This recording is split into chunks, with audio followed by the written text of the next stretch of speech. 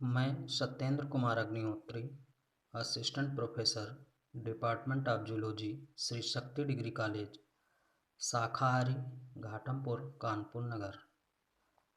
आज BSc third year के third paper का टॉपिक फूड चेन इस वीडियो में पढ़ा रहा हूँ। आप सभी छात्र इसे अच्छे से समझें, सुनें और पढ़ें। यहाँ पर फूड चेन का एक फिगर आप लोगों के सामने दिखाया गया है, जिसमें आप देखेंगे कि सूर्य की एनर्जी किस प्रकार से खाद्य श्रृंखला के माध्यम से एक स्तर से दूसरे स्तर में पहुंचती है। उत्पादकों अर्थात प्रोड्यूसर्स में खाद्य ऊर्जा का स्थानांतरण जंतुओं की श्रेणियों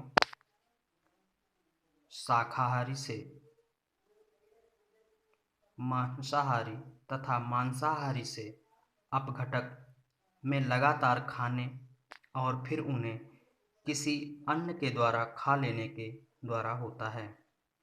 इस श्रृंखला को खाद्य श्रृंखला अर्थात फूड चेन कहते हैं। उत्पादक सूर्य की विकिरण ऊर्जा का उपयोग करके इसे प्रकाश संश्लेषण की क्रिया के द्वारा रासायनिक रूप विशेषकर एटीपी एडेनोसिन ट्राइफॉस्फेट में रूपांतरित करते हैं। इसीलिए ग्रीन प्लांट खाद्य श्रृंखला में हमेशा पहला ट्रॉफिक लेवल अर्थात पोषण स्तर ग्रहण करते हैं। प्राइमरी प्रोड्यूसर्स अर्थात प्राथमिक उपभोक्ता का स्थान पाते हैं। ऊर्जा जो खाद्य पदार्थों में संचित रहती है वह हरे पदार्थों द्वारा निर्मित होती है। वह फिर पौधे खाने वाले शाकाहारियों द्वारा उपयोग में ले ली जाती है। जो दूसरा पोषण स्तर अर्थात प्राथमिक उपभोक्ता स्तर अर्थात प्राइमरी कंज्यूमर्स का स्थान ग्रहण करते हैं। इसके बाद शाकाहारी जंतु मांसाहारी द्वारा खाए जाते हैं, जो तीसरा पोषण स्तर बनाते हैं। द्वितीयक उपभोक्ता स्तर और इसे द्वितीयक उपभोक्ता अर्थात सेकेंडरी कंज्यूमर्स कहते हैं।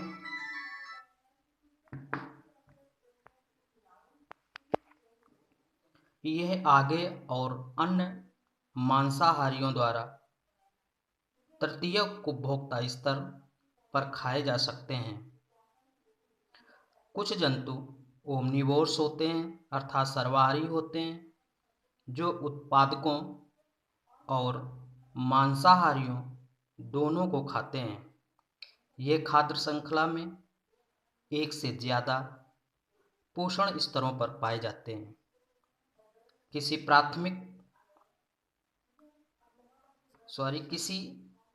पारिस्थितिक तंत्र में सभी जीवीय जंतुओं का यह वर्गीकरण उनके कार्य के आधार पर होता है, न कि जाति के आधार पर।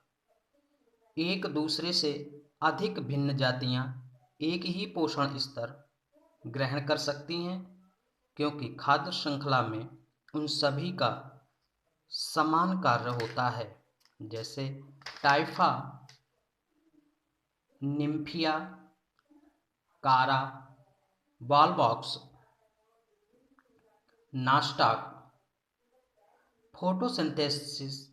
फोटोसिंथेटिक बैक्टीरिया अर्थात प्रकाश संश्लेषी जीवाणु यद्यपि वर्गीकी में अधिक भिन्न होते हैं, परंतु सभी एक ही पोषण स्तर उत्पादक स्तर पर रखे होते हैं, क्योंकि सभी का एक ही कार्य होता है अर्थात विकिरण ऊर्जा का यौगिकीकरण रासायनिक रूप में करना।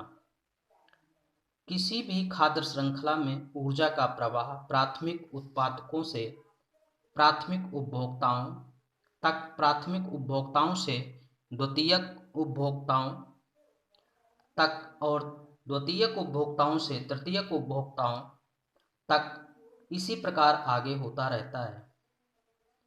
यह खाने और फिर किसी के द्वारा खाए लिए जाने की साधारण श्रृंखला खाद्य श्रृंखला कहलाती है। घास स्थल पारिस्थितिक तंत्र में खाद्य श्रृंखला घास और तृणेतर से प्रारंभ होकर टिड्डी, मेढक, सांप, बाज तथा एक अनुक्रमिक व्यवस्था में खाद्य स्वभाव के आधार पर चलती है, जबकि ताल में क्रम पादप प्लावक से शुरू होकर जलीय पिस्सू द्वारा छोटी मछली, बड़ी मछली, पक्षी, बड़े प्राणी और इस तरह आगे की ओर चलता है। Thank you.